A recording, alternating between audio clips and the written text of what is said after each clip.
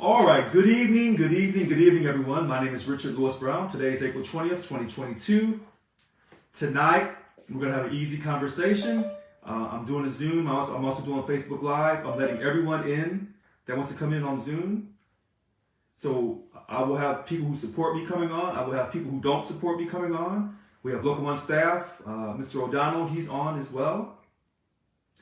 And so I'll make this real quick and then I'll open it up for questions.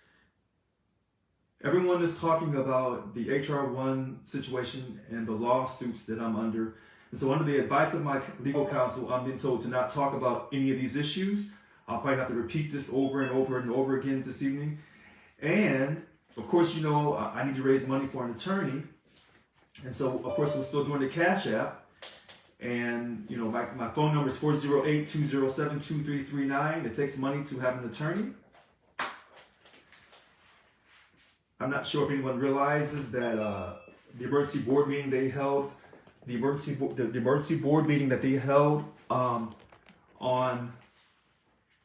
a couple days ago, I went on and I told them that I object to this whole meeting, that the meeting was invalid and improper, but they didn't allow me to talk and they basically cut me off. So I left the meeting.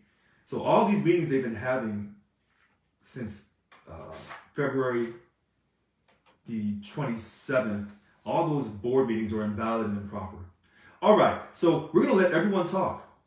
And tonight, you know, basically, you know, as I call it, courageousness. I have the courage to accept constructive criticism, and even tonight I may accept negative criticism. Everyone's on. Anyone can raise their hand, whether you support me. If you have a comment to make, I'm letting everyone in. If you're a person who doesn't support me or you like to make a comment, everyone has the freedom of speech because I'm not going to censor anyone. And then when I see your hand raised, I will call on you. So let's get started. All right, DLC 770, Secretary Treasurer Derek Rowe. Go ahead, Derek.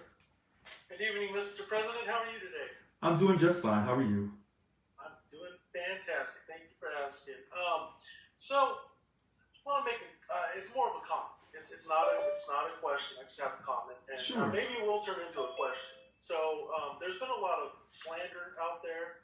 I'm not going to name names. Okay. There's been a couple members who have been using your image Right. and defaming it. So if we see this kind of activity anywhere, whether it's Facebook, whether it's any other social media platform, is there a way we can send this to you to use as evidence possibly for your attorney? Is that a possibility? Well, they say everything is possible. So what I would say is if you see someone using my image, whatever, and you think it's defamation, whatever, sure, feel free to send it to me, richard.brown7437@yahoo.com. You know, a lot of people are watching, you know, whether it's the news media, whether it's on the internet, whether it's on social media. If you feel that they're trying to defame me, yes, please send it to me. richard.brown7437@yahoo.com. I want to thank you for your question. Thank you. You're very welcome. Does anyone else have any more questions this evening? As I stated earlier, I cannot talk about the HR 1 or any lawsuits that are going on with the union. Under the advice of my legal counsel, I've been asked to not discuss these issues. Tonight, everyone is on. Whether you support me, whether you're neutral, or whether you support those who oppose me, even the Local 1000 staff, they're on this evening.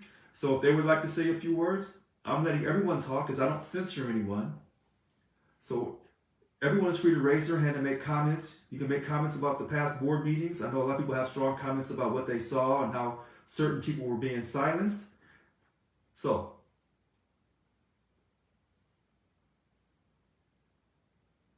wow, no one has questions or comments. Huh, interesting. Well, I guess this will be the fastest Zoom meeting on Wednesday night or any video I've ever done. It's 6:35. All right. Oh, I'm sorry. Go ahead, DLC 782 President David Johnson. Go ahead, sir. Yeah, I just want to know, supporting you as what, like, help to pay the lawyer? Yes, so you can cash at me, text me at 4. What is the minimum or whatever you can? So here's what I would say. There is no minimum, there's no maximum. You know, I'm willing to accept constructive criticism. So you can send anything you like, sir. 408-207-2339, and I'll text you my Cash App code. Okay. All right. Okay, I'll help you. Well, thank you for your transparent support. Those things are not cheap. I know. Anyway, we'll talk. Okay, so that was I'll get the money. Thank you very much. That was DLC 782 President David Johnson. Thank you so much for your support. Now, everyone is on this call. Whether they support me, whether there's people who are just watching for information, or it's people who oppose me. So everyone is free, even my enemies on this call, to make comments or to ask me questions.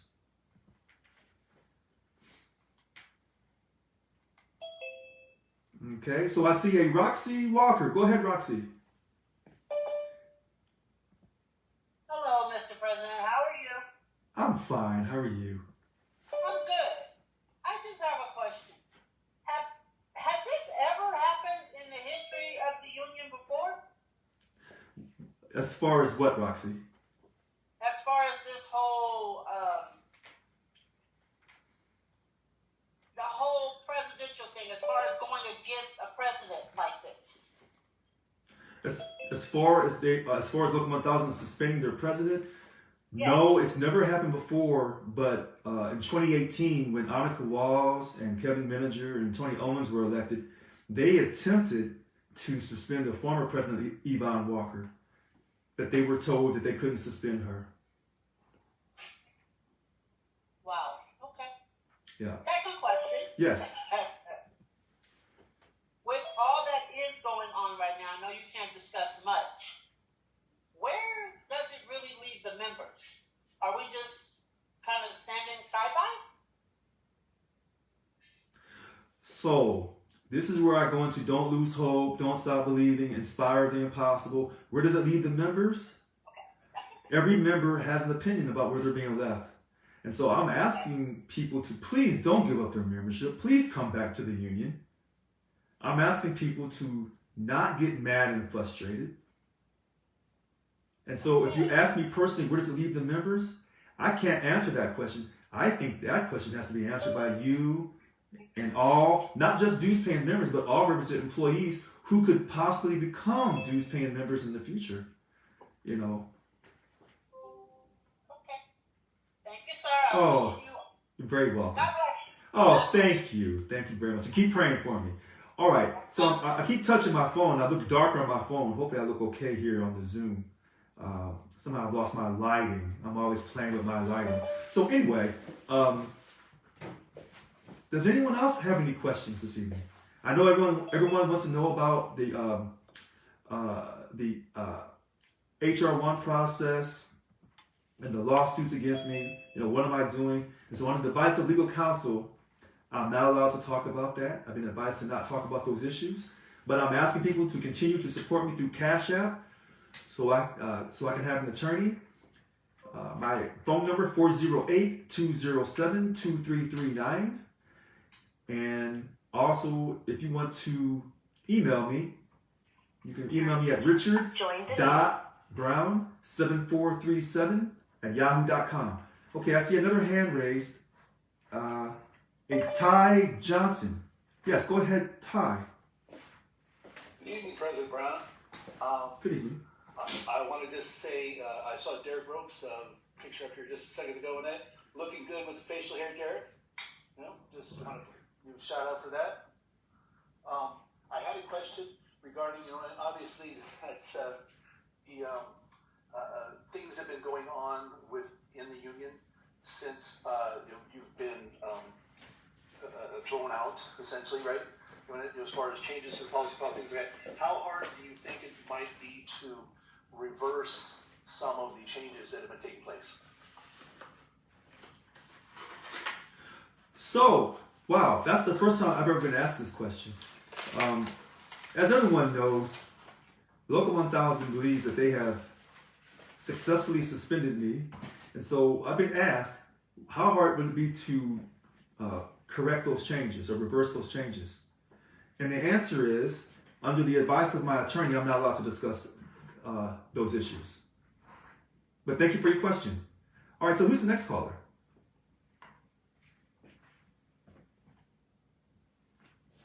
Okay, so we're going back to DLC 770, Derek Rowe. Go ahead, Derek. Thank you for taking my call again, Mr. President. And Ty, thank you for the compliment you made there a moment ago. I had a question. So I'm concerned myself, and it took me a little bit of time to think about this. Do we have the right, just in our own, it doesn't matter for stewards or officers, do we have the right not only to engage with our members, but to create our own surveys? Because I thought about this long and hard. You know what? I don't think a lot of the average members are getting the message out there. If we create a survey where we just ask a general consensus question, such as, do you feel an authority figure, I'm just using an example, do you feel an authority figure has the right to overthrow your vote? And we present this at one of these quote unquote, just quotations, out of order meetings that and they deny this to be read. You think that this can give maybe us some ground as members to engage in some kind of maybe an overturning process at that point? Because I'm going to be honest, Mr. President, I'm kind of fed up with people just being overshadowed, because it's getting unfair at this point. So I'll answer that very quickly. Nothing prevents a representative employee or a dues paying member from creating a survey to find out that what is going on, if that has the support of our representative employees, whether they pay money or not. Because remember, a representative employee can become in the future a dues paying member. So if you want to create a survey, there's nothing wrong with that. You're a job steward. You're supposed to, represent your representative employees of your DLC. As you know, the PowerPoint slides that I did from basically October through February to almost the end of February of this year. That one PowerPoint, it talked about, did the membership of representative employees, did they know about who their DLC president was? Did they know that DLC 744 President Bill Hall was trying to, quote, create a chair and, take away all the presidential powers of the president? And so 75 to 80% of those surveys, of those questions said, no, they had no idea. Which, and I'll say this very quickly, people have said, since all of these illegal meetings have happened since March 5th, that they don't see the transparency. What they see is what Local 1000 wants them to see, which is to continue the status quo from the past. So they show you what they want to show you, and then when they don't want to show you anything, they don't show it to you. And so one of the things that people have said about me is, whether you were good or whether you were bad, Richard, you showed us everything. You didn't try to hide anything from us. And so some people, as I'm seeing a comment now saying a cover-up. Well, everyone is entitled to see things the way they like, or see things how they feel that you're seeing. But I would tell you, yes, do the survey. That's what I would do. But whether you do a survey that's written documentation, or you're calling people or whatever, people are talking about this situation. And we want to promote a positive image for Local 1000. Well, what I was thinking was, I remember back when we had a survey going out for essential worker premium pay. Yes. That was a lot of signatures. Now imagine if we had that same amount of signatures at one of these board meetings, are they going to just turn away 17,000 voices? I sure hope not. Well, here's what I would say, and then I'll go to the next caller. I can't predict the future. And I can't predict what they'll do at these illegal board meetings that I'm not calling for. I can't predict that. And when you say, surely they wouldn't ignore, we got a survey and then 17,000 people responded, they wouldn't ignore those voices. I would just simply say this. I was voted in legally, and now they've ignored that voice. All right, so we'll go to the next caller. Roxy Walker, go ahead, Roxy. Roxy? This is a quick question. Sure. I don't know if you can answer it.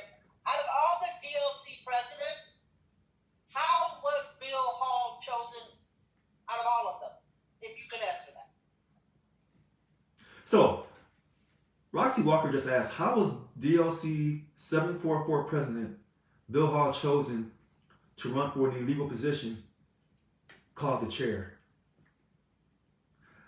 Well, I don't have that answer. And now, I'm not sure if people realize this, and I don't know if Roxy is asking this question. If you look, I only pulled down 2,637 votes. But as I told you in the PowerPoint slides, repeatedly, 33 of those 51 DLC presidents ran unopposed. Bill Hall ran unopposed. So he ran unopposed in his DLC, and most people in his DLC don't even know who he is. And then somehow he believed, because everyone knows that he's the one that has filed a lawsuit against me, so that's not me talking about the lawsuit. That's just common knowledge. So you can go to the Sacramento Superior Court website under Department 27. You can see all the filings that he's done against me and all my responses to him. What gave him the idea that he could be the chair? I don't know. But I think Bill Hall, no, I don't think, I know this. Bill Hall and a certain number of DLC presidents and bunk chairs on our board of directors, they're part of the status quo of the past. And when Yvonne Walker didn't win, they're going to do everything they can to keep things the way she would have ran things. Now, how was he specially chosen? Did he have a special relationship with the powers to be in this state, or in SEIU International in Washington, D.C.?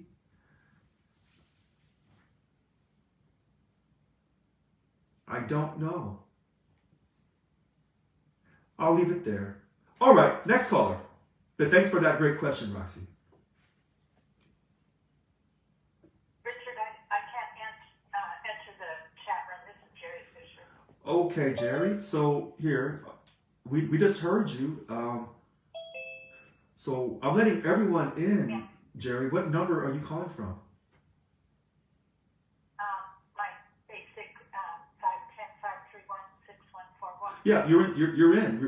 Everyone is hearing you. You're in the chat room. Okay. Yeah. So I may speak? Yes, you're speaking right now. For Derek, okay, Derek, I think I would answer the question that you posed about how the DLC presidents all got together. I think that was a paraphrase of your question. My answer is bullying. They got on the phone and they called people. Remember this? A lot of us should be remembering this. They got on the phone and said we're having a meeting. And if they didn't show up, they got another phone call and follow-up text messages and that kind of stuff to tell them that they had to do this. This was how Bill Hall got and sustained sufficient votes to get what he wanted. He's just a bully, period. now. You know, they talk about maintaining the status quo. That was near and dear to a lot of people because you know, we all, well, longer-term people know that if you did something to displease Yvonne Walker, you got bounced out of your position. She would go after, you know, somebody else to run for that DLC as president. And so many people lost their position and other people came in to be president. Now, there's still room that there are people out there that don't follow Bill Hall. And they were good. Their DLCs knew who they had and they voted them in and kept them in. That's my answer to your question, is that there was a lot of bullying going on. All right. So first, let me say this. Good evening, Ali. And back to Jerry Lee Fisher from, I believe, 746. She has stated that she believes that DLC 744 President Bill Hall is a bully. Let me repeat this for you again at 651. Jerry Lee Fisher, DLC 746, she believes that DLC 744 President Bill Hall is a bully, and that he had people calling, trying to bully people into voting to get him elected as the chair, the legal position as chair. To the meeting.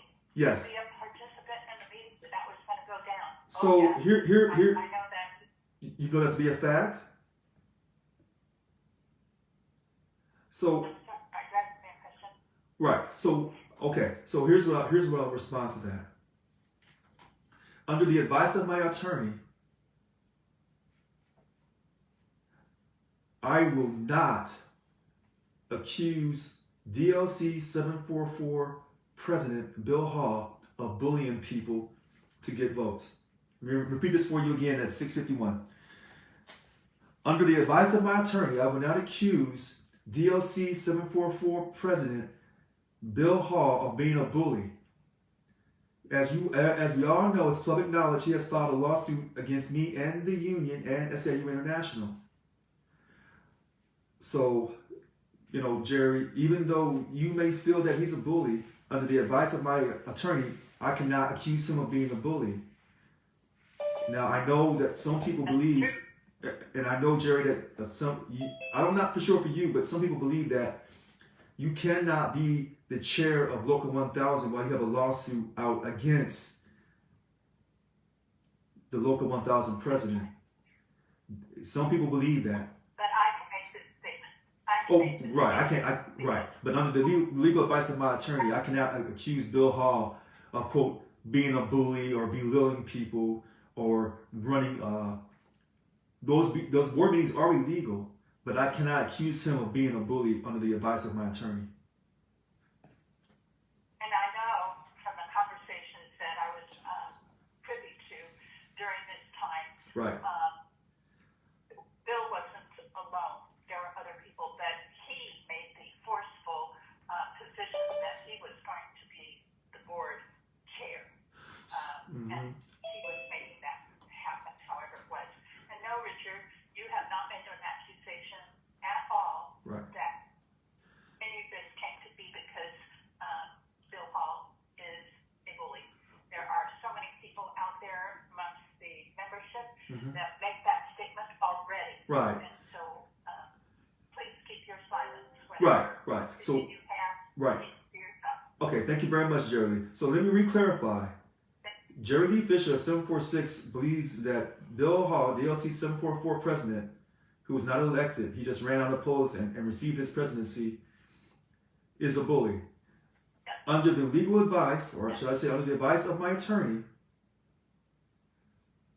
I am not accusing DLC 744 President Bill Hall of being a bully and bullying people or having other people call people so he could gather votes for an illegal board meeting to become the chair. And also under the advice of my attorney, I'm not allowed to talk about the H1 process where they're trying to kick me out of the union.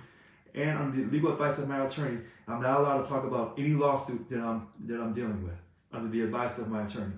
It's 6:54 p.m. All right, next caller, DLC 799 President DeLone Johnson.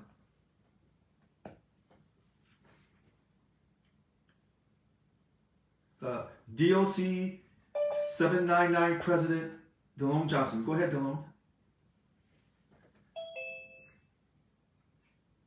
Okay, I see you. Go ahead, DeLone. DeLon, I'm sorry. Go ahead. Oh, wait. Is this DeLon or is this Ron Ralston? No, this is Ron Ralston. I'm just telling you, DeLon is DeLon Johnson. Oh, forgive so me. He may not answer you because of the All right, Ron. I call him DeLone all the time. He always answers me. But okay, go ahead, DeLon. Okay, all right. Go ahead.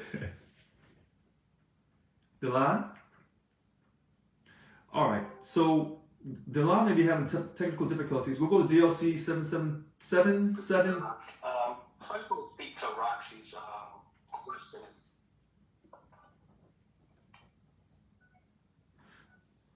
Are you still there, DeLon? Yeah, I'm here. Are you able to hear me? You're breaking up a little bit. Okay. You're breaking up just a little bit. Give me a few minutes. I'll come back. Yeah, then come back. Okay, so we'll lower his hand. He'll come back, and we'll go to DLC 772 President Mary Dela Cruz. Go ahead, Mary. Good evening, everyone. Good evening, President Brown. Thank you for taking my call. So I don't have no one advising me. Yes, Bill Hall is a bully. Oh. Okay, go ahead, Mary.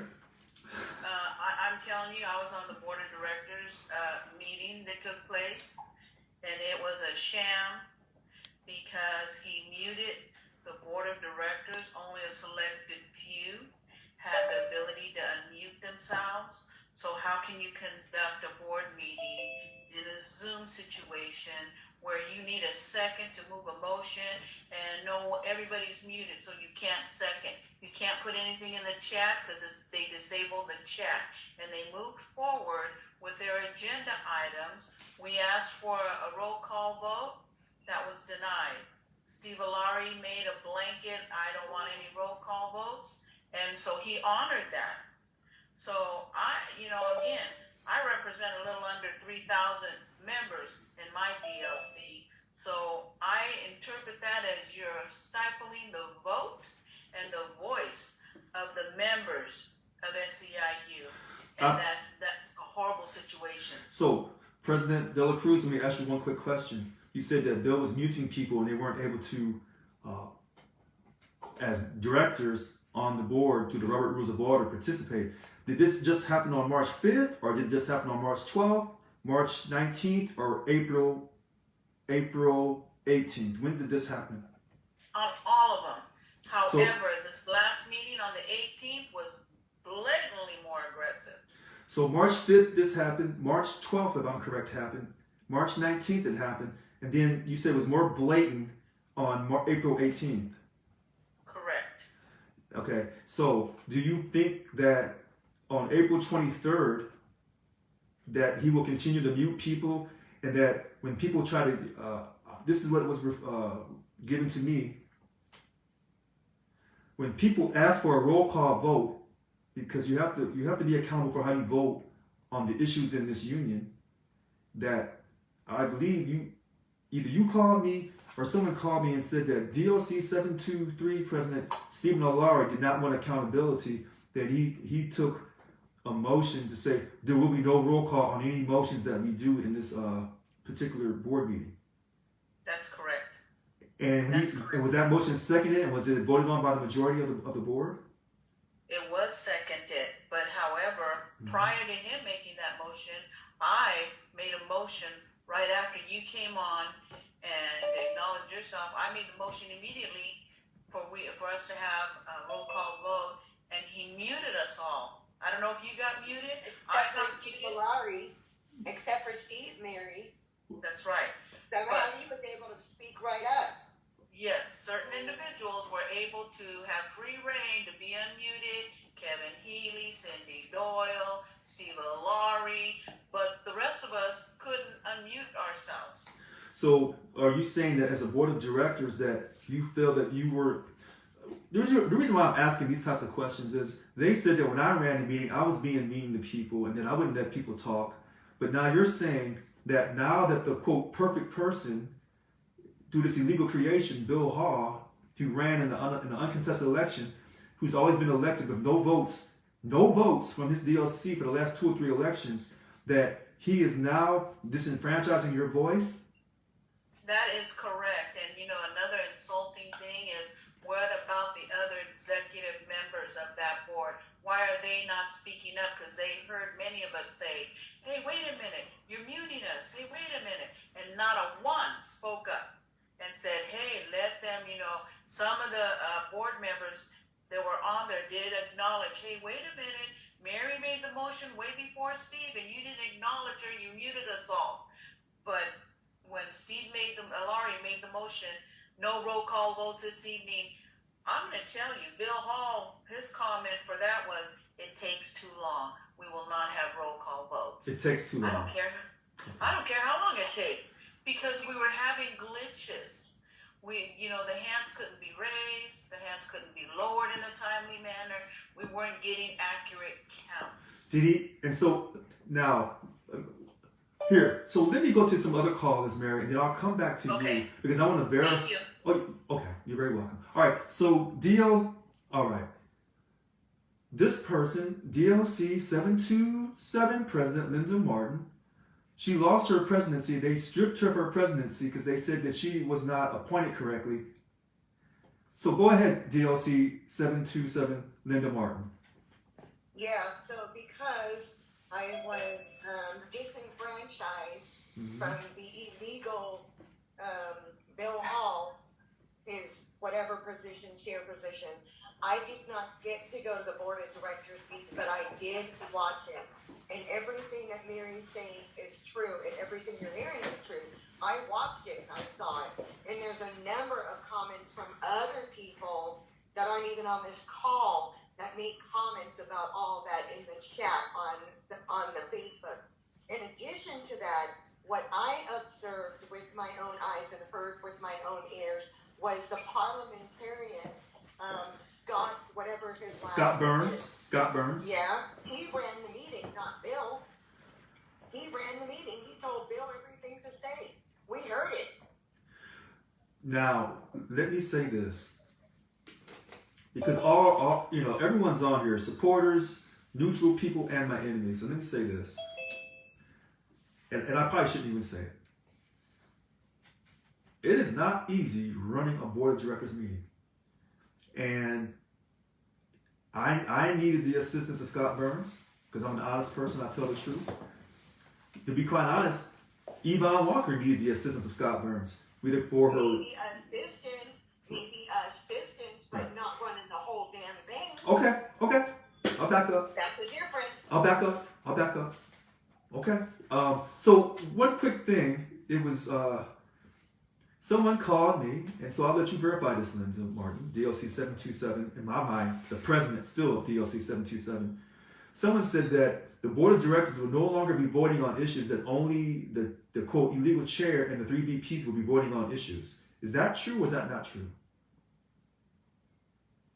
I do not know about that. I've heard that rumor. You heard that rumor. I've heard that rumor. Okay, so we'll go to DLC 799 President Delon Johnson, and if you have anything else to add, DLC 727 President Linda Martin will come back to you. Hey there, so I just wanted to unpack Roxy's question about how Bill Hall became the chair.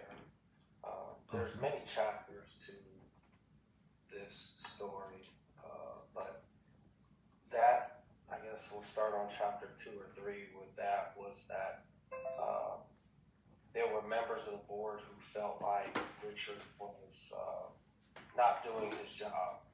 And so as board of directors, or as directors or presidents, we tend to run in packs. Packs of 5, 10, 30. There's about 63 or 65 of us. So I was approached by, or contacted by 2 presidents, and they had informed me that they felt very strongly that Richard was doing things that were detrimental to the union. I asked both of the members the same questions, which were, what exactly is he doing that's detrimental? And then I did my own research to determine how I felt about it. And I think what you're seeing throughout the board, it's almost split, is some people felt like what Richard was doing was a detriment, and so they made and took certain actions, and then there were others who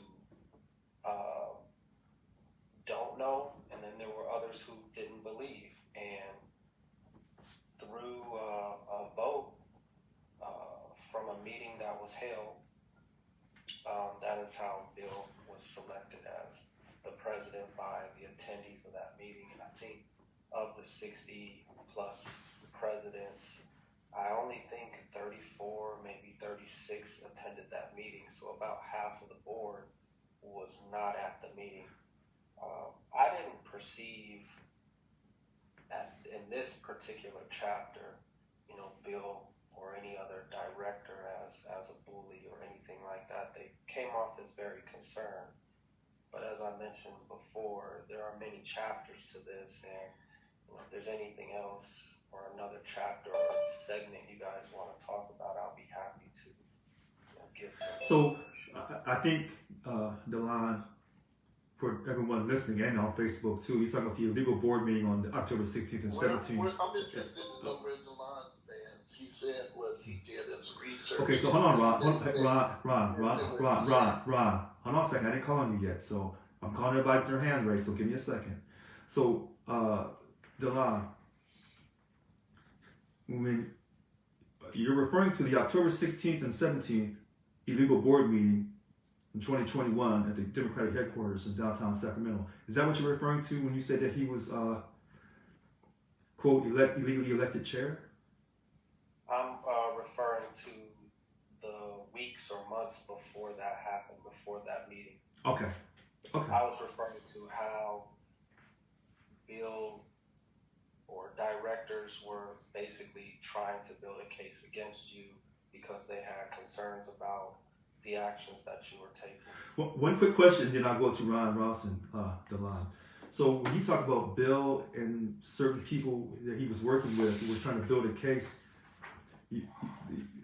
Bill and his people, that's not the same group that Annika and her people were doing when they had already talked about trying to run me out of office. Is that what I'm hearing you say? Yeah, I would definitely say at that time, yeah.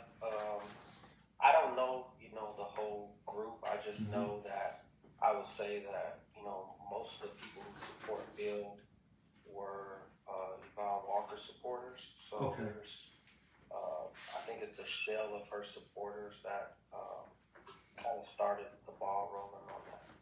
Okay, so I'm gonna go to Ron Rawson, and then if he has a question for you, I may have to come back to you. So go ahead, Ron.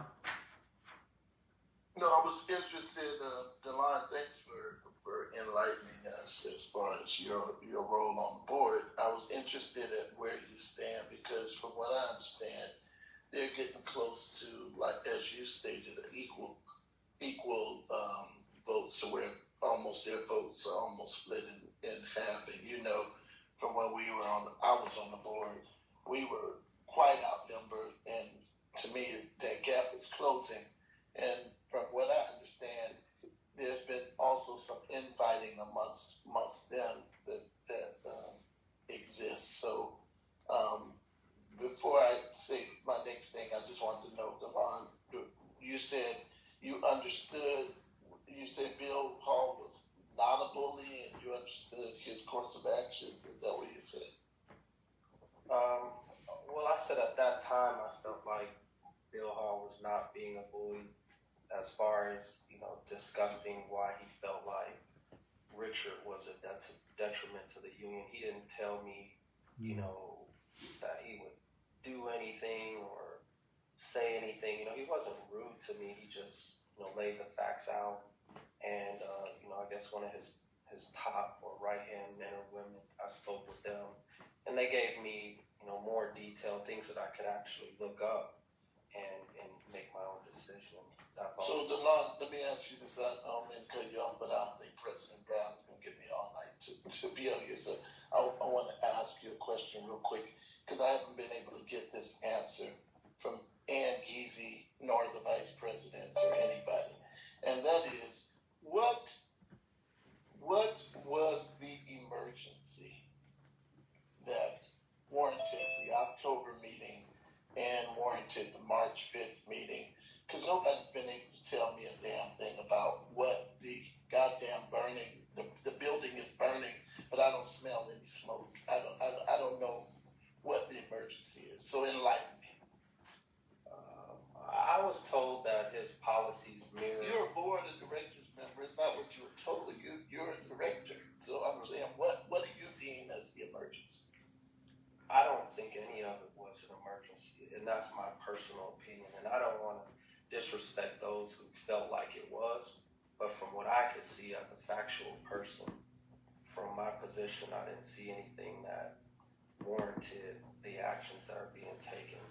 The information I was given that I had to research was that his policy or platform mirrored that of the right to work for less, with one of the biggest issues being that he was wanting to cut our dues in half, which would obviously essentially defund the union, which would have been a big issue. But we quickly realized that wasn't possible, and that we would have to raise membership in order to accomplish such a Herculean task.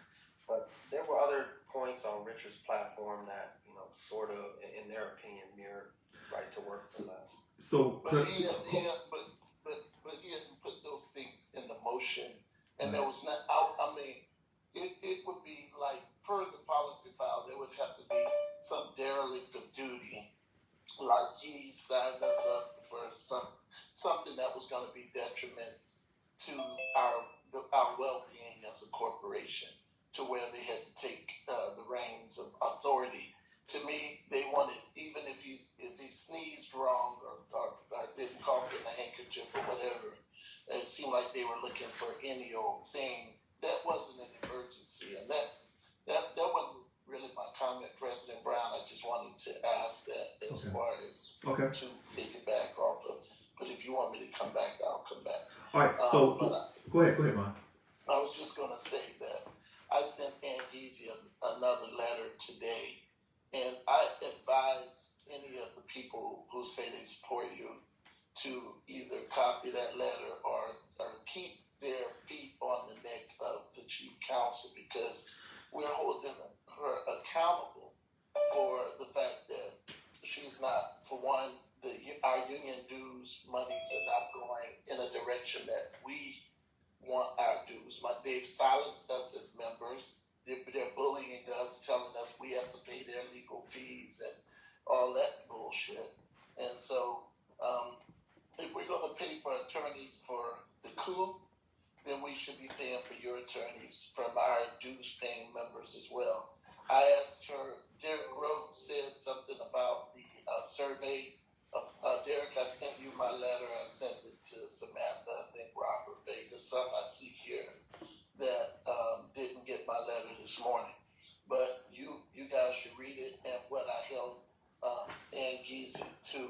And you guys need to also look up the California Corporate Code and become a little more dexterous with what they're using as an excuse, because we're going to need, I had to sit there for hours and almost educate myself with what the corporation code actually is and is insane.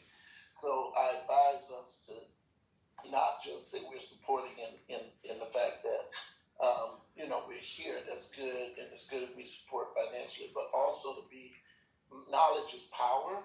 And so in reading, they have duties that I asked Angeezy that they derelicted those duties as directors.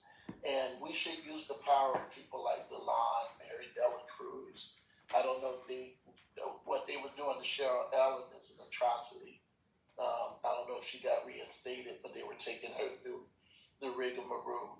And so if you guys as directors can ask anything, and what I asked Angeezy for was the membership, people who withdrawn their membership since October last year or whatever, and I wanted a monthly count, but as a director, you all should be able to get that. I also wanted to know what monies have been spent on legal fees for the opposing side, and how much, and who authorized those legal fees to be spent. And, these are things the director should be asking for. You're a director on the board. You should be able to send Angeezy emails with all your requests as a director. Hold them accountable. And, that's all I wanted to say.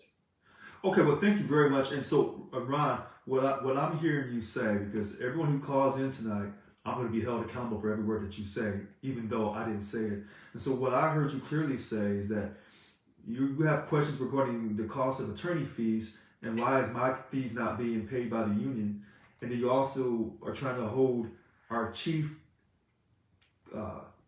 counsel, Angeezy, accountable. So when you said keep our feet on her neck, whatever, what you're saying is you're not saying really keep our feet on her neck. What you're saying is symbolically we want to make sure that she's doing her job and that she's not showing partisan favor to whoever that she likes. Right. Okay. Right. Okay. Right. Yeah, that's what I. Yeah. And when she responds to me, she takes you out of it, and she keeps us in it. And then when I respond back to her, I put you back in it. She says that they have a right to disciplinary, like they're disciplining you. Mm-hmm. And so I said, what did he commit? Like what? You're innocent until proven guilty, right?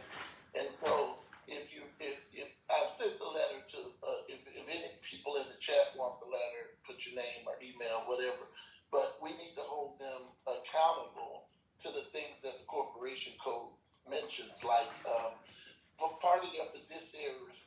responsibility is duty of loyalty. And if you read on the duty of loyalty, they have to be loyal to the members, dues paying members, and do what is in our interest, and we should have a say. How can you be protecting the interest, my interest, when you haven't even had a conversation with me? So, back to Derek Rowe, when he was talking about the Survey Monkey, you did one already, but I asked Ed Geezy, they need to send one out union-wide and see what the members say, and they should have a neutral entity oversee that process, not the board of directors. Right. So let me say this, Rod, because you and I have talked about our chief counsel, Ann Geesey. Under the advice of my attorney, I'm not allowed to speak about Ann Geesey. You're not. Yeah. So you see me smiling. This is the first time I smiled We're not tonight. speaking about her. Right. Very good. Very so good. I just want to say that other duty is duty of care, not just duty of loyalty. They have duty of care, and all those things that in the letter, because they can't mute the members as they're doing now. Right. And I said, what are the emergencies? How they're holding? Like we have a board of directors meeting this Saturday. Right. So And let me say this. and what is the goddamn emergency? Can somebody tell me? For Christ's sake? So Delon told you, in his personal opinion, he didn't see no emergency. So to wrap this up, to wrap this up about holding people accountable, you're right. And all right, I'll shut my mouth. Thank you so much for calling in. All right, so if you want to get back in line and make another comment, feel free, Ron. All right, next caller, Joshua Guile, 768. Go ahead, Joshua. Hey, good evening, Mr. President. Just wanted to say a smile looks good on you. You should do it more often. Thank you. I just wanted to comment. I've just seen her pop up here. My president of my DLC, Cheryl Allen. Okay. And Ron had mentioned a minute ago about the travesties that's going on with her. And so I just wanted to kind of shed a little bit of light to that. So Bill Hall had questioned her appointment, and Annika Walls had responded that everything was done above board, and she's been our president for when That's correct. they decided to take and overthrow her position when Bill Hall did that. I believe it was March 11th. Annika Walls violated the policy file by not notifying the board to call an emergency meeting. And so we, as the board, called an emergency meeting and voted her back into the office. And then somehow that wasn't done correctly. So they're silencing all the votes for DLC 768 and disenfranchising our votes. So again, we had we had to redo the vote again. So now she's been appointed, elected once. Now it's been appointed, elected twice. She's been appointed and elected the third time, and then ratified last Thursday. And now, for some reason, as the rules keep changing, Wait. from day to day. Hold on, Joshua. I want you to run that back. I appointed her. And Bill Hall unseated her with Linda Martin. So you're saying that Cheryl Allen and DLC 727 President Linda Martin was unseated, removed by the DLC 744 President Bill Hall. Okay. Yes, sir. And then you said you guys put her back in after I appointed her and she got removed. You had put her back in, you said? Yes, we had an emergency meeting on March 13th. March 13th? And, March 13th. Okay. Everything was called to order. Okay. And a vote was taken. Okay. Cheryl Allen was voted as president again by the board members. And then an email was sent to Annika Walls immediately afterwards indicating that. And then we were told that that wasn't done right. Okay. So they needed to do another one under a trusteeship meeting. And so, which we had that, where we voted her in again.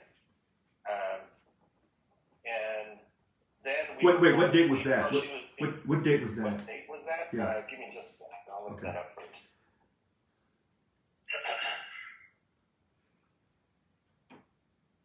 I'm glad she's on here.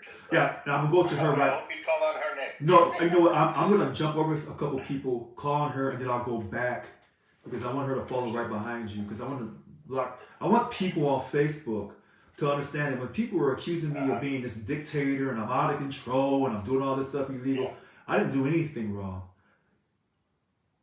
Hold on 1 second. Hold on. Okay, so I can say that I didn't do anything wrong. And so when these people are accusing me of being a dictator and that I was just all powerful and I was dictating the pace of the union, that's not the case. And you're giving us a clear-cut example on how a person who was created a legal position, Bill Hall, removed 2 rightful presidents from the board of directors. So go ahead, sir. Okay. So we had to have another meeting. Okay. Where more members were took a vote Okay. to nominate her again as president, and then she's unopposed. There's nobody running against her. So she says that it still had to be ratified, and the ratification meeting was held on Thursday, last Thursday on the 1st at 1 p.m. where everybody ratified the vote. On April 1st. April 1st, there were 17 people in attendance. 3 of them were not no votes, they just abstained from the vote. But everybody else, the other 14 members, voted yes to keep her in as president. Now we just received another email where that ratification process was unacceptable, and we have to have another. So where we're given the entire DLC 7 days, according to the policy file 4.0. So 7. So okay, so wait a minute. When Bill Hall received his illegal position, he removed her, and then y'all did a meeting and put her back in her rightful position on March 13th, and then you had to do it again because of an email from Annika. You had to do it again on April 1st. And then after April 1st, that's still not good enough. That's still not good enough. The ratification that we did on April 1st, where our union rep, Teresa Hubbard, was in attendance. That was one of the... All right. Which I mean, she can't vote, but... Okay, so... Anyway. Right. So here, I want people to understand when I'm waving, when I do a wave or I wave, usually someone that's come on that's part of my family or my childhood friends, and I'll wave at them to let them know I see them. But go ahead, sir. So on April 1st, we ratified the vote with I believe it was 14 yes votes, 16 yes votes. Mm-hmm. 2 of them didn't vote, so they were abstained from the vote. So they're either a yes or a no. But so with all in attendance, she was voted and ratified, and Annika was again notified of that ratification. Okay. And apparently we have to have another ratification meeting. After April 1st? Yes. So when was that date? So the next date. I'm forcing. That's a forced smile. All right. So the next date of our meeting is. Give me just a second here. So. Okay.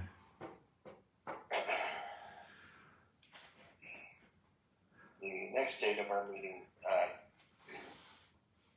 believe, is going to be on Wednesday, 4/28. Maybe. You mean? I'm not sure exactly. I'll let Cheryl tell Okay. us on that one. Okay. Ratification on April 28th. Or At 6:30 p.m.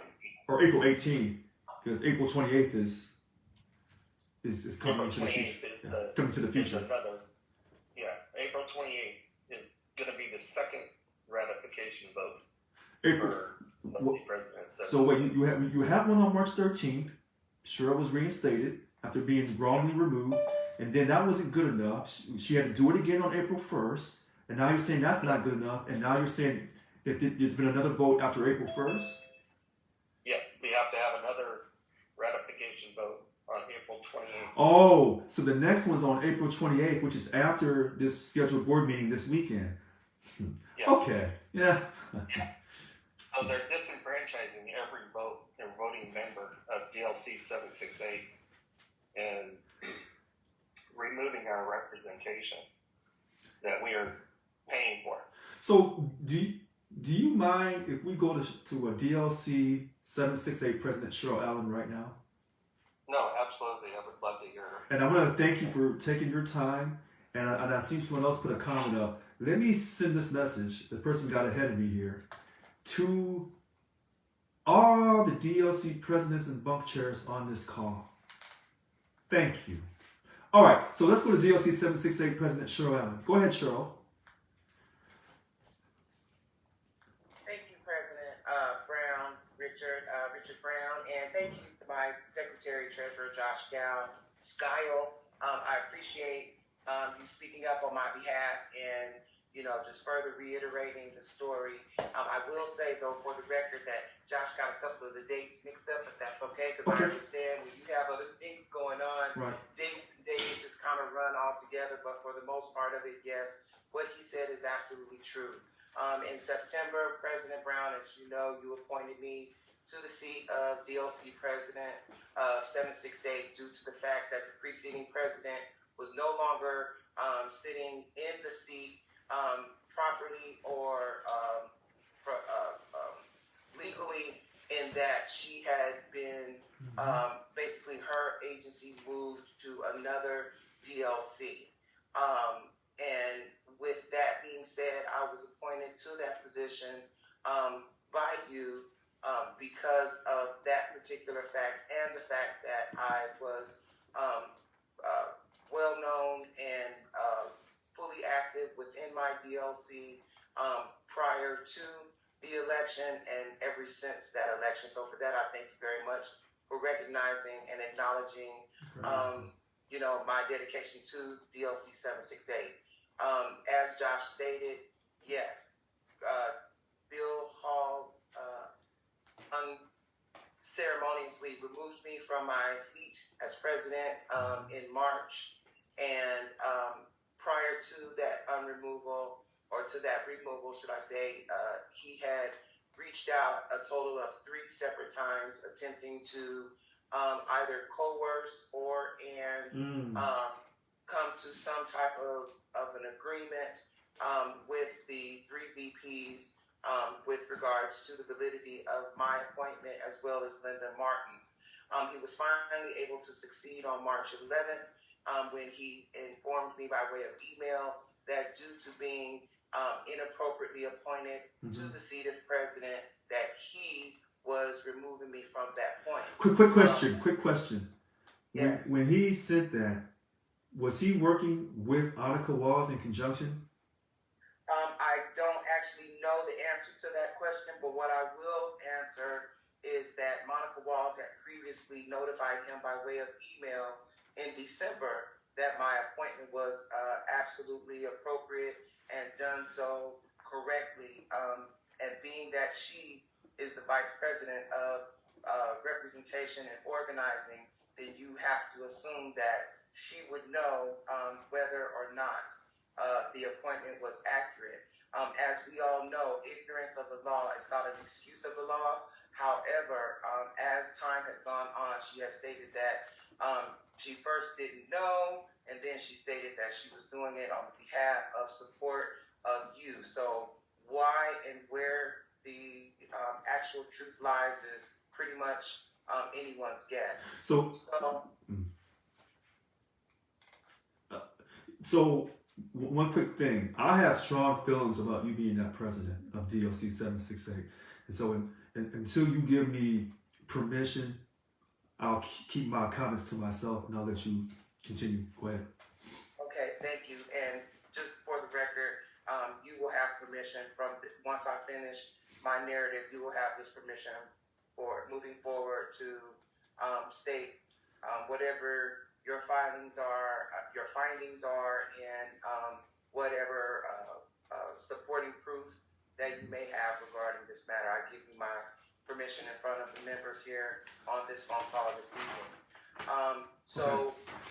According to the file which Annika Walls was claiming to be adhering to, she should have notified my e-board within 24 hours of Bill Hall making that decision. She did not.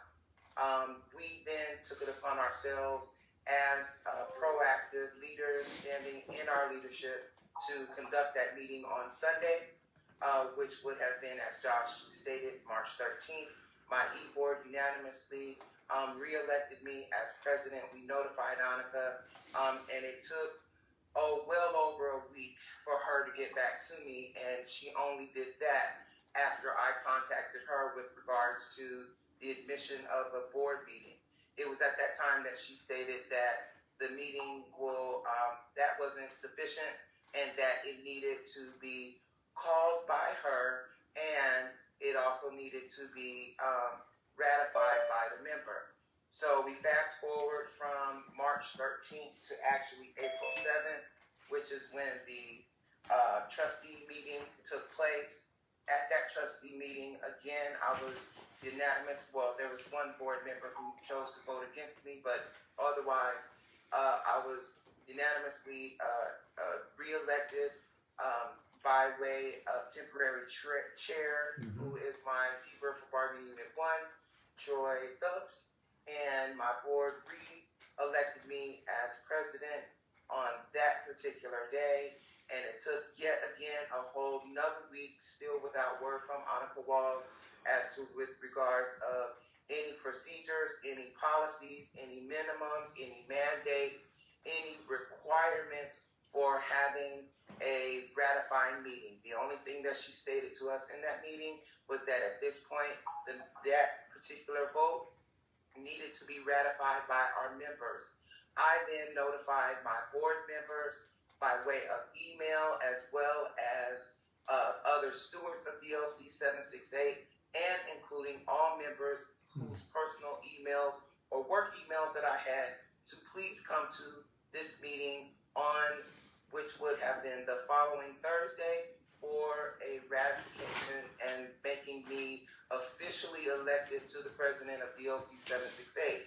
I also requested and instructed my members, my stewards and board members to invite at a minimum at least 5 other people, meaning 5 being the least, but you could always include more, because I quote, I want to get this information out to as many members as we can. As Josh stated, there was a total of 18 members in that particular meeting.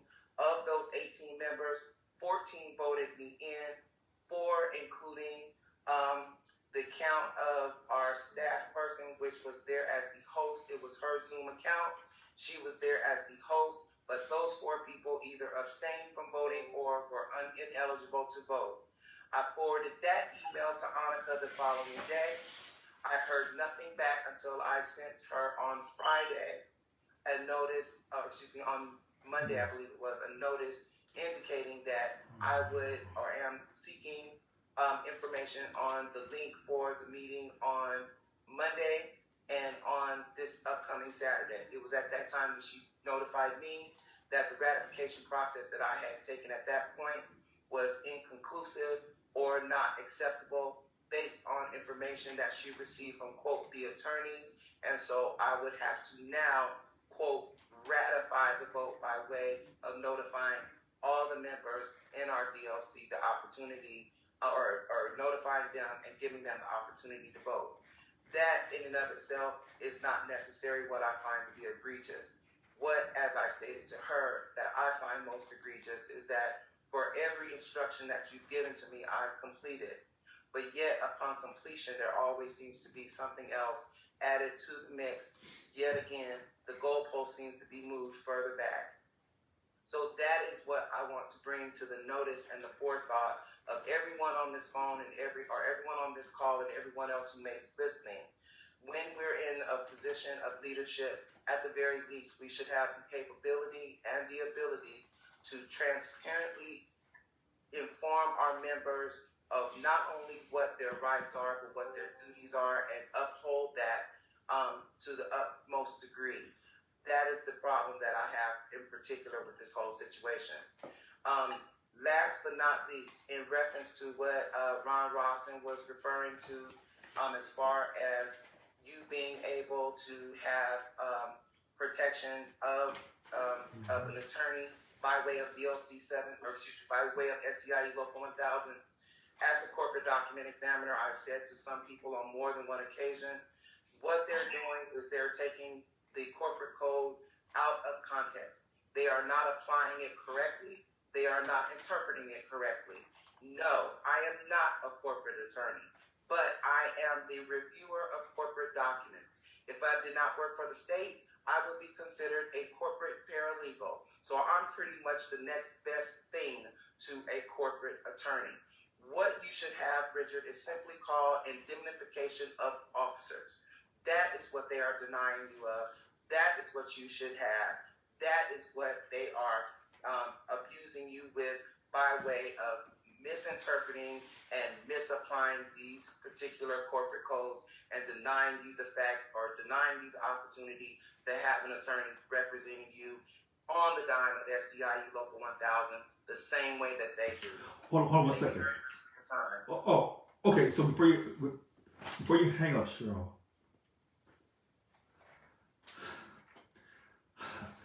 As far as your presidency,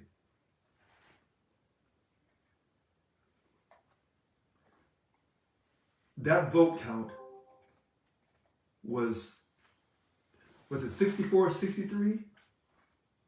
I'm not sure what the total number or the final number was, but I was informed that I lost by 1 vote in the initial election. And you asked for a recount, which is not unreasonable, and they did not give you a recount of that 1 vote. They denied the recount for the 1 vote difference. That is absolutely correct. Okay. Now there's some other things I want to say. Under the advice of my attorney, I'll have to wait. Okay. All right. Thank you for calling in, DLC 768 President Cheryl Allen. Thank you for your patience. Thank you for not giving up. Thank you for not quitting the union. We will get this done. Next caller. I want to go to Chris Angelozzi. Go ahead, Chris. Good evening, Mr. President. Good evening, everyone that's on the board. I just wanted to let you know, Ron, I read your notes. I'm going to send that off to Ms. Kesey. Okay. And with them doing all this stuff, there is a meme, and I've seen it on YouTube about the Batman movie. Not trying to get off the subject, but Okay. one of the characters he plays in there, he comes in and he's like, "Hey, I remember firing you." And then they call him Bruce Wayne, and he's like, "Hey, how can you think that you can run your company? Because I own most of the shares in the stock." Is there any way that we can get Bill Hall removed from the board of directors that are supportive of you? I mean, I know there's people out there that still support Yvonne. I don't have an issue with that. Hold on one second.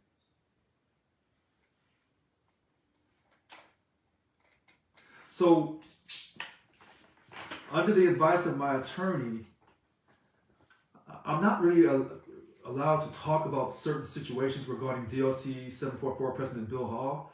I can refer you to the policy file where if I was a problem or any elected officer any elected leader, official was a problem, you can do a recall. That's in the policy file. That I can refer you to. But I cannot tell you, yeah, do this or yeah, do that because of the lawsuit that he has against me. And under the legal advice of my attorney, yes, that's my answer. Okay. Yeah. Thank you, sir. You're very welcome. Appreciate it. Oh, you're very welcome. Okay, so we're going to go back to DLC 772 President Mary De La Cruz, and then we'll go to President Delon Johnson. Go ahead, Mary. Thank you. Thank you for acknowledging me. I just want to, I really love the analogy that Delon shared about chapters, because, I'm about transparency as well. And in a certain time frame of chapter of my journey here, prior to you even being sworn in, President Brown, there were gatherings, teleconferences where they were plotting and planning on how to remove you from office. Hold on one moment, Mary. Yes, please continue, Mary. Because this call is being recorded, so go ahead, please continue. No worries. Okay. And again, we can go on. What chapter? 2, 3, 5, chapter 2, when they were talking about, oh, dang it, how are we going to remove you? How, and, the name of the people that were in that group of chapter 2, that continued on to chapter 3, that continued on to chapter 4, and I'm just saying, because you as president, when you became elected, you did have a board meeting, and I specifically recall that we didn't have a quorum because they left. Board of director people left. So, one quick thing for everyone. What DLC 772 President Mary De La Cruz is referring, the very first board meeting I had, July 6, 2021, we started out with a quorum.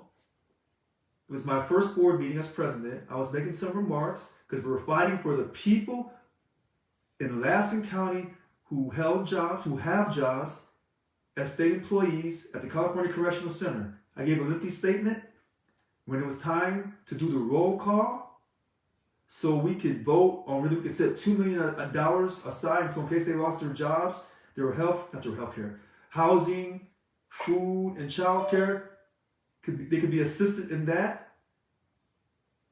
They left. So even though we had a quorum, we had all the people at the very beginning, when it was time to take the vote, they left so I wouldn't have a quorum. So I wasn't able to maintain a quorum throughout the meeting. And therefore, we couldn't vote on that. That is correct. Okay. So the takeaway from that chapter was that you did have a board of directors meeting. Yes. That, at the beginning we did have a quorum, and there must be a part of that sidebar meeting. And during your board of directors meeting, she called me on my cell phone and says, "Okay, Mary, we're leaving." And I would ask that you go back, if you can, into that chat, because I believe they even put it in that chat about let's leave. And when Cindy called me personally, she goes, "We're leaving now, Mary." I said, "Where are we going?" Because I wasn't part of that side meeting, whatever they had. We're walking out, so he doesn't have a quorum. I said, "I don't know what you're talking about." And go ahead. Hold on 1 second.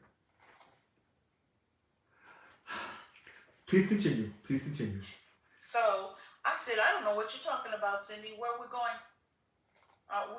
We have to vote on this budget here." No, we're leaving, so he doesn't have a quorum. Okay, well, bye, because I'm staying. And if you go back and look, I stayed. And so to answer to that an allegation of you not performing your duties as a president by holding a board member so we can pass the budget, that's an outright lie. Can you please send me something in an email stating what you just said? Because when people were accusing me of being a bully and doing all these different things, and that's why they need to remove me from the union, everyone has a voice. And a lot of people know the truth. But when you have the courage of your convictions, Mary, to tell the truth and to put it in writing and sign your name to it, that's a difference. That's a difference maker. Yes. Yeah, I will. And I think that's why that was chapter 2. And I like the way, like I said, President Johnson made those references to the chapter, because chapter 4, there's so many other chapters that a lot of members aren't aware of, that those of us on the board were aware of that took place. And the comment you made about after they announced I was elected unofficially on May 24th, and then they made the official announcement on May 28th of 2021, You said that there was a meeting. Was that meeting by Zoom? Was it over a phone call? No, it was a teleconference. It was a teleconference. And they were talking about, were they talking about removing me or figuring out a way of trying to remove me? Yes. How'd that conversation go? Yes, let's say chapter 4. Yes, they were talking about, no, dang it, how we're going to remove, and I can give you names of the people that were in What's there. their names? Harold Fong, I was there, Cindy Doyle was there, who was it? Kevin, manager was there. Okay. Annika Walls was Whoa, there. wait. Our VP, organized representation, Annika Walls was there? Yeah. And I believe, correct me if I'm wrong, I believe Ron was part of those meetings that we attended. I'm like, what the heck? Ron Rawson? Yes. And so we were all part of those meetings where they were saying, okay, because during that time, if you remember, they had to do the re-election again for the VP of bargaining because there was some mix-up. Some people should not have been on the ballot. So it was during that time. Irene had not been, they were going to do the revote with Robert Bays and whoever else was going to be on the ballot. Right. And during that conversation, Right. the plan was Okay. they were going to do an HR1 against you. Now that was back then. Wait a minute. Whoa. The plan was to do an HR1 against me? Yes, because if there's an HR1, let me just say what they said. I'm just repeating what they said at that meeting. That if they did an HR1, that would go to David Jimenez because it's against the president. And if you got removed, the powers would go to the VP of Treasurer. Now, David being the new kid on the block, if you look in this is what they were saying at that meeting on chapter 4. That, hey, according to the policy, the 3 VPs were going to be the overseers, interim, and that it would default to David or the VP of Treasurer. That being said, because he was a new kid on the block, Annika was going to step up and take one for the team and go ahead and, be the interim president. And it didn't matter who the winner was for the VP of bargaining because a majority vote would already been had by Annika and David. Hold on 1 second. Can I talk about it? Okay. All right. So that was chapter 4. So okay. And way back in chapter 4, remember, Irene hadn't won yet. And now what chapter are we in today? I'm seeing this unfold, the plan that they had back then. And so I'm saying a lot of people don't know. And so when we see, back then I thought, what the heck? Okay, maybe, Was that telephone call after May 24th when they announced unofficially I had won? Or was it after May? Was it after May 24th? I can't honestly remember. Maybe I can draw on Mr. Ross and he can help me with the timelines on that. That I don't remember, but I remember Irene had not been elected yet. Yes. Or, Well, hold on, wait. Who just spoke? Was that Michelle? Yes. So DLC 705 President Michelle Roy, are you trying to verify what President De La Cruz just said? Yes. It was after the 24th. there you go. So this has been ongoing, Richard. And, back then you think, oh, people are just venting. Remember, Annika was running, for office and things like that. So, you know how you think, okay, well, the time will heal all. And now what we're seeing unraveling was what they spoke about back then. So one quick thing for everyone to realize, I want everyone to know this. Irene Green had to run again for VP of bargaining. Two people had ran that should not have run, that they should have caught that mistake. That was a $360,000 mistake that could have been easily avoided. And I talked about that. And a lot of things that I've talked about as far as the waste of money, when they talk about my, quote, I have to say this, quote, my financial malfeasance. And I was showing people that I wasn't the one spending money wrongly on those credit cards. I was the one that ran the election and didn't catch a simple mistake as that. So I want people to realize that when Annika Walls, Kevin Manager, Harold Fong, Cindy Doyle, Ron Rawson, all these people were talking about how to remove me from with an HR 1 to remove me from office. Well, can I clarify something? Sure. I just want to say, myself and Ron, when we were in these meetings, we were like, what are we listening to? Oh, okay. Okay. Yeah, so I want to clarify that. Okay, so good. I'm glad you clarified that. Okay. Excuse me, this is Misha. To piggyback off of what Miss Mary is saying, like I told you before, it was a lot of people in that meeting that where we weren't there to remove it. It was just like, what is really going on? Like, what is this man really doing? Like, who is this man that they just really want to run him out of office? That was my thing, because I didn't know who you really were at that time. Yeah, we didn't know who you were. We didn't know the extent of it. So the people that were running the meeting were basically trying to give us information on like past history. I guess you had ran before the different elections. 15 and 18, yes. Yes. What the ramifications would be if we, or what it was, if we allowed you to become out of control. So how were they going to basically reel you in was the plan. Well, this is a forced smile. I'm being told that I'll keep smiling regardless of what is said tonight. Well, yeah, like I'm just saying, and thank you, Miss Dela Cruz, because like I said, I didn't recall everybody in the meeting because I don't know all these people, but I know it was just really mind blowing to me that this amount of people was just really trying to get this man, or just really trying to bring this man down. I said, he hasn't even had an opportunity to lead yet. So can we see what's going to happen first? I don't understand. So it was after May 24th. Was it before June 1st? It was it was a couple of meetings that happened. It was a couple phone conferences that happened. I recall one. You recall one, but you said that this conversation about removing me from office by HR1 process. Now that's Ms. Mary that went on to, because I can't tell you everything that was said in the meeting. I don't recall everything that was said, because like I said, it was mind blowing to me. Like, what is really going on?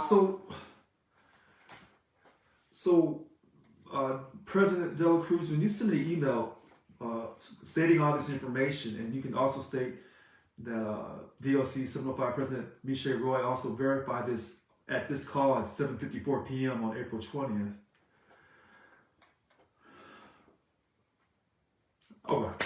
Okay. I'm a little speechless. I have heard a lot of rumors, but now those rumors are being verified, so they're no longer rumors, they're facts. Now, I don't know how many meetings they had about trying to remove me from office through an HR1 process. I don't know either. I ended up leaving and saying, okay, this ain't for me. Yeah, it was a couple of us that's just like, I don't understand this. It makes no sense, because I'm just got my presidency. So if somebody get mad at me, are they gonna do the same exact thing? And I think I told you that, Richard. I'm like, I feel like right. So this is a democracy. Somebody voted for him. So if they voted for him, no, I didn't vote for him. But if they voted for him, he's the president. This is what we got to go with. Right. And all this that they're doing is basically corrupt. So I don't really want to be a part of this. So, President Roy, when people call me, I have confidential conversations, particularly with the board of directors, the DLC presidents and bunk chairs, even the enemies that call and say stuff to me. I keep people's conversations confidential. So until you or anyone else says, hey, you can talk about this openly, I don't say anything.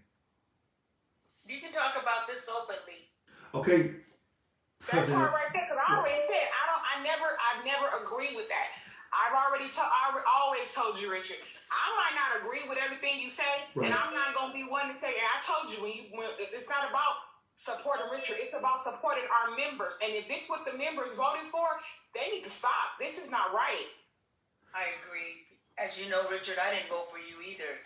But go ahead. So let me say this real quick, and then we'll get to Yolanda Williams, and then we'll get to DLC 741 President Monica Rodriguez. I'm not sure when I tell people this, they believe me. There are 65 board of directors, including myself. I won an election with no vote from the board. No vote from no DLC president or bump chair or statewide officer. So this is no slight. So It's about the members. right. So when President Roy, President De La Cruz, or any of the DLC presidents that are on here tonight, they can tell you we did not vote for him, but we're trying to work with Richard. Okay, that's it. That's it. Richard, Yes. this is Betty Jackson Stewart. I did vote for you. And I just want to say, don't forget DeLon Johnson's hand has been up for a minute. And maybe he's going to talk about one of those other chapters. Okay. So what we're going to do, Betty Jackson Stewart, we're going to jump to Yolanda Williams, and then we're going to give DLC President Monica Rodriguez, and then we'll go right back to DeLon. All right, so thank you for saying that, Betty. We'll let you come back on as well. So Yolanda Williams, please. Hi, Richard and members. I would like to pose a question to DeLon if he's listening right now, and Betty just said his hand was up. Okay. My question, DeLon, since you're on the board, you was there. I'm just curious about this HR1 because I have filed one, and I have yet to receive any response. So, could you tell me what's going on with the filing with other people's HR1s? Do they just look at them and put them in file X? Or what really happened? And being a board member, I would think you would probably know. So if you can answer that, I appreciate it. And then one other question, and this goes to the president. If we support you, Mr. Brown, and we're doing things such as I did recently in a meeting, a new orientation. New employee orientation, Yeah. sure. Yeah, that. And so if we support you and do this, is that okay, or do you not want us to do that? Because all you said was okay. So do you not want us to do that? I didn't get, oh, okay, well, thank you. Or, any acknowledgement to where, like, I'm trying to stand up for you, Richard, So- in these new excuse me. So I'm trying to, but it doesn't seem like, is that not cool, or do you not want us to do that? Go ahead. Oh, hold on 1 second.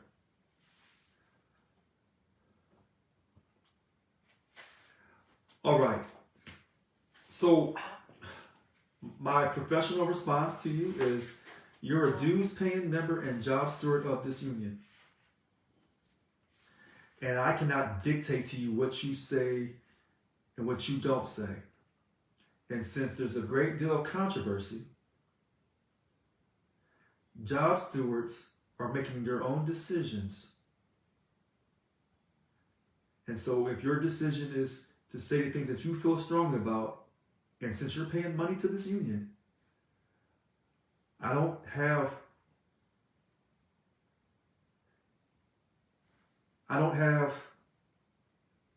not going to tell you what you can and cannot do because you're still recognizing me as the president. And therefore, because of this great controversy in the union, the only thing I can tell you to do is I can just thank you for continuing to be a job steward, and I can continue to thank you to promote Local 1000 and to promote increasing our membership. Now, I say that, and then we're going to let DeLon try to answer about the HR1 that you filed.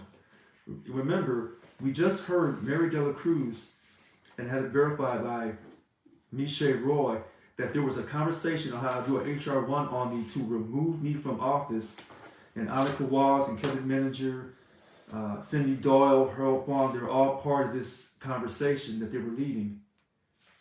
So you come behind and ask me about things that you want to do to support me. I'm going to take your support. Now, Okay. Well, I'm okay. trying to. I want it answered if I could. have Mr. Delon answer that question because I'm curious about what I filed. Okay, I know what you're dealing with, and you can't talk about it, and your attorney told you not to talk. I know all about that. Okay. But what I'm asking right now Yes. is strictly what is going on with the people who have filed HR1s. Because some people have asked me to send them forms. And they said they was going to do something. I don't know if they didn't, and I really, take care of that. But for me, I want to know what is going on with the HR1s that people may have filed with this union. Okay, so it is your responsibility as a job steward to take action when you see action needs to take place. So, President 799, Delon Johnson, would you like to answer her question regarding that HR1 that she filed? I think, Richard, you might know the answer about the HR1s better than I do, because the HR1s, I believe, go through the executive committee, and I believe you as the president also selects the hearing officers for HR1. That is correct. If I'm not mistaken, I believe the HR1s go to Vice President Annika Walls, but I could be wrong. So, so I would say real quickly to everyone, you can go to our policy file and look up the HR1 process in Division 9. So that's on page 1. And so as far as what has happened to Yolanda Williams HR1, I would recommend to Yolanda Williams, please call the MRC at 866-471-7348 as a first step. If that step's not good enough, please email Local 1000 and ask them that. And you can CC me on the email if you like, Yolanda. And if you say, well, I want to know a step beyond that. And the only step that I know beyond that, Yolanda, because I know you're going to ask that question, is you can file a complaint with the Public Employment Relations Board. That's called PERB. You can look it up on the internet. That's the next step. If you're dissatisfied with your union or what's going on with the union, before you ask me, I'll just tell you, you can file a complaint with PERB and say that you're not being represented. Mr. Richard, isn't it also, I apologize everybody, and Delon, I apologize, 2 seconds. Okay. Isn't it a conflict of interest that Miss Annika, her information is right there, and that other guy, their HR1s are right there, and Yolanda has not been presented, and Annika is the person who oversees HR1s. Isn't it a conflict of interest that hers is there and she's ignoring the other? Well, look. It is. It's a conflict. She shouldn't be over HR1s if she's following them, and she can't be fair. So by the policy file, the president is over the HR1 process, and if it's not the president, the secretary treasurer. Now, since well, they don't have. They removed the president, so there is no president. Right. So that's correct. So David Jimenez, in his mind, is acting as the president, and so he's being recognized as the acting president. Now you say, well, David and Annika are the same 2 people. They're on the same slate. They were working to try to get you removed from office through an HR1 process. At least we know for yeah. So with that being said, if you're saying that they're interchangeable, then okay, then yes, that would be your opinion to take. So Yolanda, that's where we start. She doesn't have the ability to be fair and objective because she has an agenda. So here's now. So this is why we need to vote her out. Okay, so this is why before she could ask me what was the next step, if Yolanda feels that Local 1000 will not give her a fair shake, whether it's through David Jimenez, Annika Walls, or even Irene Green, or anyone else, she says, the only person that will give me a fair shake is you, Richard. Because I can call you, you'll call me, I can call you, on the phone, I can talk to you live on video, and you won't censor me. Then her only other option is to go to the Public Employment Relations Board. So I'm not Okay, saying. Yolanda, let me know when you're ready to do that, and we'll do it together. Okay, which I have. Oh, okay. Okay. Members on this call, Yolanda Williams has it in PERS today. I have mine in PERS today.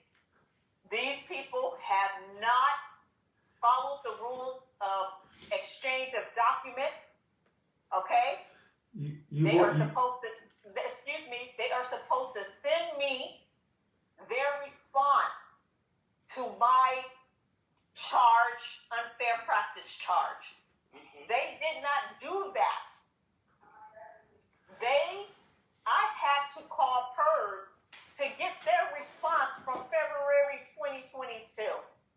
This is the games that this union is playing against their own members as well as their president, our president. So before I can even tell you to go through PERB, you've already done it? I am in PERS in regards to this December situation when it was a listening party, which we remember all of that, right? For my out-of-class grievance that they didn't want to take the arbitration. I'm still in a fight.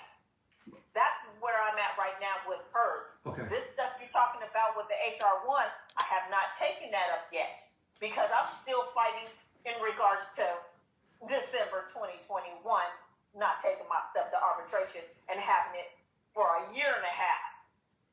Okay? All right. I'm very upset. All right. Very upset. But, you go ahead. I just wanted to ask that question. I guess I really I got the answer, which is take it to PERS like I've been doing all this other stuff. It's like, why have a union?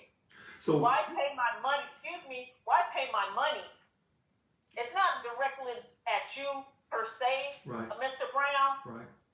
But it's why pay my money and struggle when ain't not one motherfucker helping me. I'm sorry, you guys. Well, not one. Well, I'm doing this on my own. I'm doing PERS. I'm doing grievances. I'm fighting. I'm doing all this, and nobody's really helping me. Okay. And I'm paying money every. I'm done. I'm done. So, Yolanda, I'm hold on. Before you hang up, hold on, Yolanda. Hold on. Yolanda. You got board members sitting over there talking about they represent the members. Hell, they ain't representing no members. Not over here. For real. And Richard, they're not allowing, President Brown, there are people who have stepped up to try and assist Yolanda, and they are not allowing those people to help assist her. So Yolanda Williams is not by herself. We hear it with a passion in her voice this evening. And she has the courage to go and be public about her frustration with Local 1000. That is not a bad thing. That is a good thing, because that means hope is still here. Because when people stop talking and they stop telling you how they feel, then your relationship with those people is like a marriage. When your spouse stops talking, it's over. The issue is she does pay her dues. That yes. comes out of her check. Yeah, and she pays her dues, and not once have they provided her effective representation. And this and that's what the issue is. Right. And this exactly, Betty Stewart. Exactly. And so this is why I'm fighting hard. It may not look like I'm fighting hard. No, I'm doing, and under the advice of my attorney, I can't tell you everything, because under the advice of my attorney, I can't say certain things, because I'm very transparent. And when I can't be transparent, that means someone they haven't grabbed me, but they're giving me legal advice. I'm doing everything I can to help Yolanda Williams by getting this situation with Local 1000 corrected. And I know Yolanda's upset, and I know a lot of people are upset. I've been very upset. I've been pissed off about how this has been going for Yolanda, because she reached out for help a long time ago. And I was on the call when they did not guide her, right. They did not direct her, and Annika act like she said, "Oh my goodness, my cookies burned." That was the response to me that Annika gave her. Annika didn't seem concerned at all.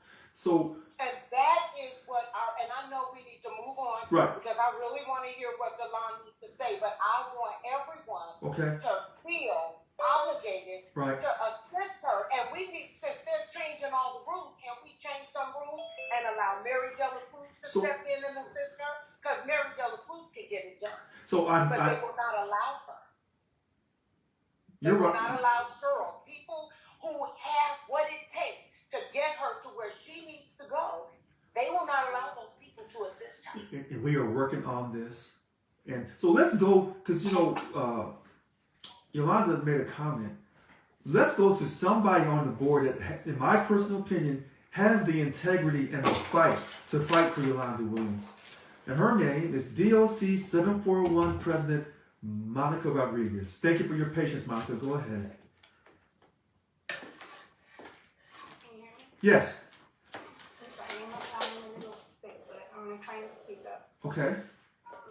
Everything that everyone is saying, from Elizabeth Collins to Yolanda, Cheryl Allen, Mary De La Cruz, I understand and we hear the frustration. However, sharing our experiences is so empowering, and we want to continue the support every time. Positive things about All Around, because they will continue their agenda. Everyone from Bill Hall, he literally admitted to muting us, and he would mute us again if we didn't be quiet, during the BOD. So we are aggressively fighting. Some of us are aggressively fighting. However, and I also wanted to piggyback off of what Mary De La Cruz was saying, is that yes, there was a lot of people in the beginning at the conversations that they were sending, whether it was emails, whether it was on Facebook. There's a lot of stuff on Facebook that can still be tracked back and tracked down. There was a lot of us who were saddened that our slate didn't win. However,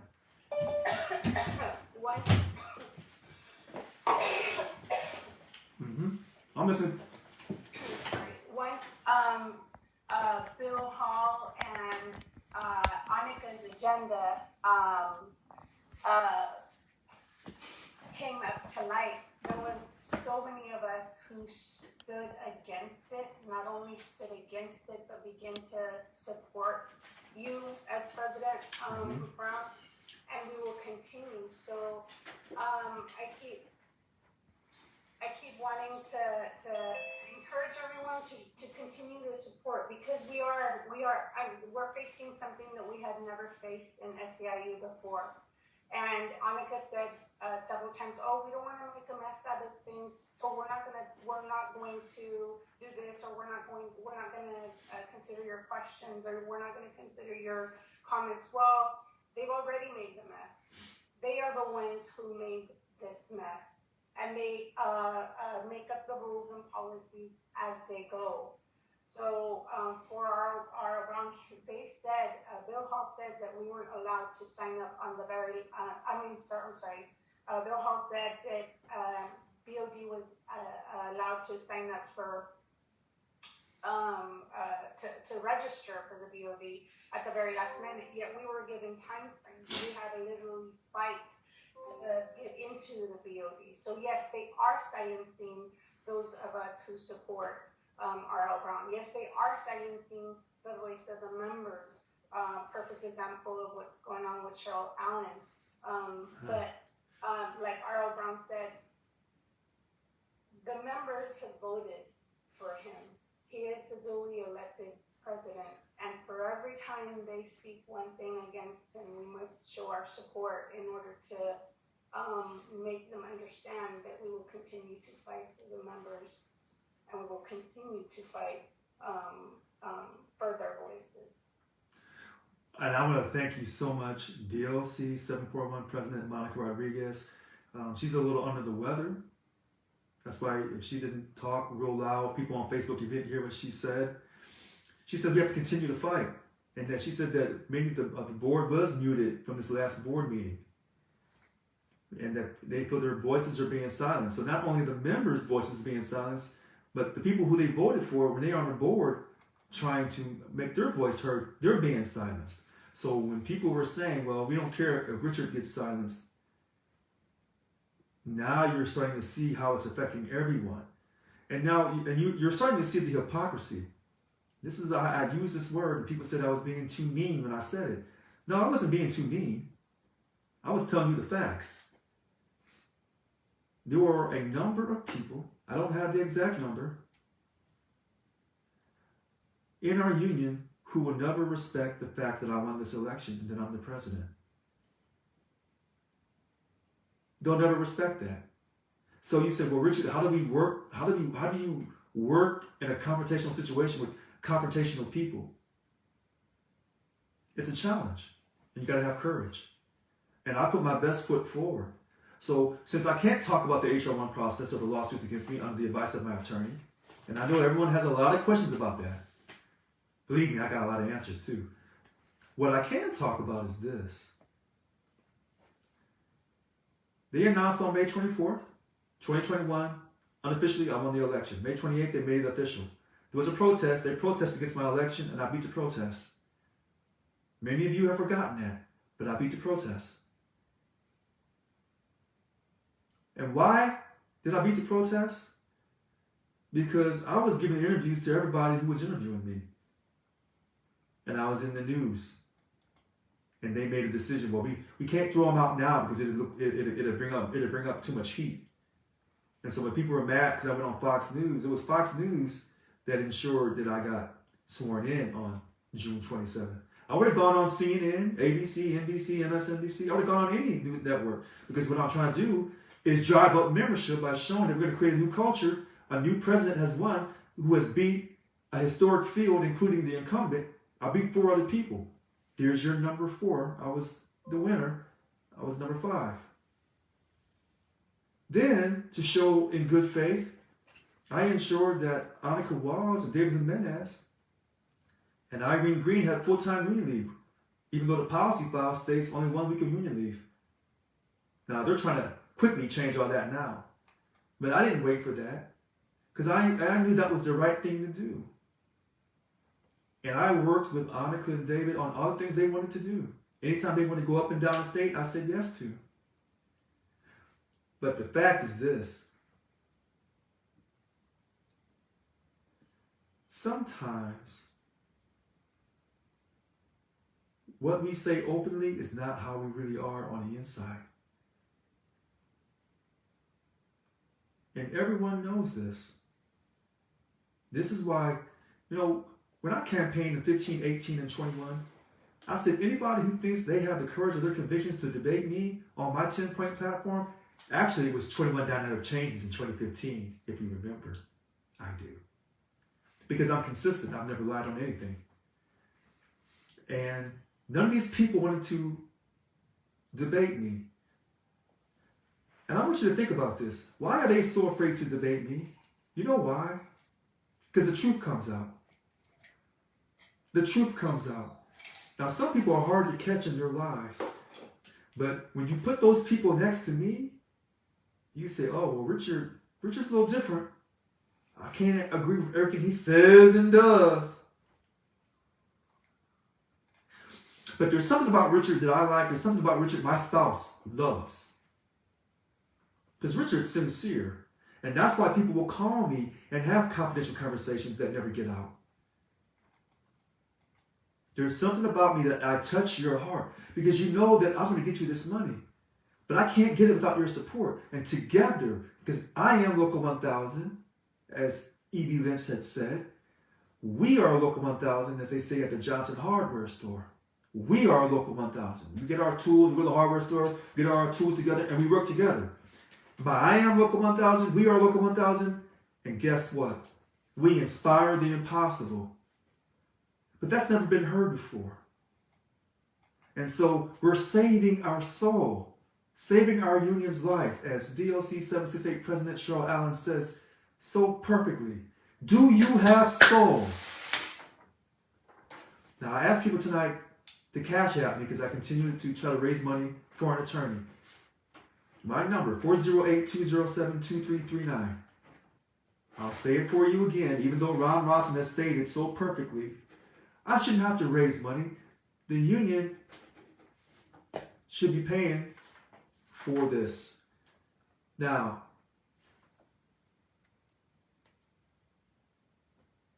we're going to wrap this up. We're going to go back to Delon Johnson, because I think he got his hand raised, and I forgot to go back to him. So, Delon, and then I'm going to finish this up. Delon Johnson, all right, did you have anything else you wanted to add? No, actually, my comment was just originally to the gentleman who spoke just before President Mary De La Cruz, that he had mentioned that getting rid of the board seat would put you back as the president, and I just wanted to clarify that because of the HR 1, that it wouldn't really work out that way. And I was going to say that I had hoped that, through the policy file and I guess discussions with the other executives on that board, that you guys could, work things out for the better. I have a very good relationship with Annika and David, and I actually wasn't privy to these meetings that I'm hearing about right now on this call. I actually had no clue they occurred. That is news to me, but hopefully, in my opinion, in my eyes, I think that all of this turmoil in the union should have just been between the executives and the executive committee, and we should have never opened up a board position to a chair position to do anything within the union. So those are just my thoughts and comments. All right. DLC 799 President Delon Johnson, thank you for those remarks. Thanks for all of your insight tonight. He's absolutely right. Even if the board removed the whole position of chair, well, currently while I'm under suspension, then David, who's the acting president, would be the acting president. So, here's the one thing I'll say, because I want to wrap things up here, because everyone's been so nice tonight. And I've even asked my enemies if they want to talk, or those who oppose me, or those who just have a neutral point of view. I allowed them to speak, but they didn't want to speak. They pretend that they're giving you transparency. I want you to just work with me for a second here. Remember my first Zoom meeting on Wednesday night, and I changed the name to Local 1000 Listens to You. And we did it Facebook Live, on my page, on the Local 1000 page, and on Zoom. And there was all this controversy. We can't do it like that. Never been done before. They're doing it now. Now, they want to stop it. Trust me. They don't want to go live. But they know if they stop doing it live now, people would really freak out. So they try to act like they're being transparent. It's an act. Because there's times when they want to do things that they'll mute people so they don't have any voice. And now they're telling people, if you don't sign up by a certain time, you can't come to the board meeting. It's funny because that's a violation of the California Corporations Code. Anyway, when they talk about all these motions they're doing on the board, they don't want you to know what they're doing. If they did, they would put the motions up on Facebook, put it up on their website, put it all up there. And then what they do is they say, we're going to ratify the minutes from the prior board meeting. It takes them another board meeting to ratify it instead of just running the whole thing live and putting the notes up live. And if you have someone, type in, you can run the minutes live right then and approve it right then. You don't have to wait till the next board meeting. Now the policy file says, well, we have to do it like this. But if you're really trying to be transparent, you wouldn't have to do that. Because even when you saw me run the board meetings and you see me, quote, having interesting conversations with people, everything's live. Everything's live. And then when they told you they didn't want to do a roll call vote off this last board meeting, they don't ever want to do a roll call vote. Listen to this. I have said this repeatedly. The politicians are not your bosses. We're in a partnership with the state of California. We're in a partnership with Governor Gavin Newsom. When politicians run, if they win, they go into office and then they take votes on different issues. And then when they run for re-election, their voting record comes up. There's a reason why a lot of these DLC presidents are being re-elected. They have no voting record they're being weighed against. But yet the same people they tell you are your bosses have a voting record once they're elected, or they may have a voting record from something else in their past. So when you don't have a voting record of your board of directors and how they vote on things, then how do you really measure them? Because the survey that we did under the suggestion of Lowell Williams, I'm giving this utmost respect, Lowell Williams, and Ron Rawson, give him this utmost respect. Those surveys went out. People don't even know who their DLC presidents are, and that the DLC presidents don't represent them. Well, how can they represent them? They don't even know who they are. They don't even talk to them. And then you have them taking votes on the board with your money, and you don't even know how they're voting. I'll do you one better, because I want people to keep hope alive, keep the faith. I have my whole voting record from 2012 up to now. It's on my website, createexcellence7437.com. I'm going to say it for you again. createexcellence7437.com. My whole voting record on union stuff and in my personal life.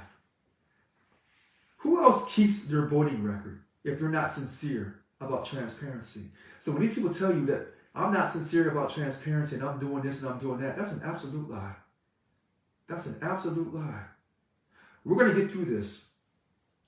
Is it going to be a battle? Sure. But anything worth having is worth fighting for.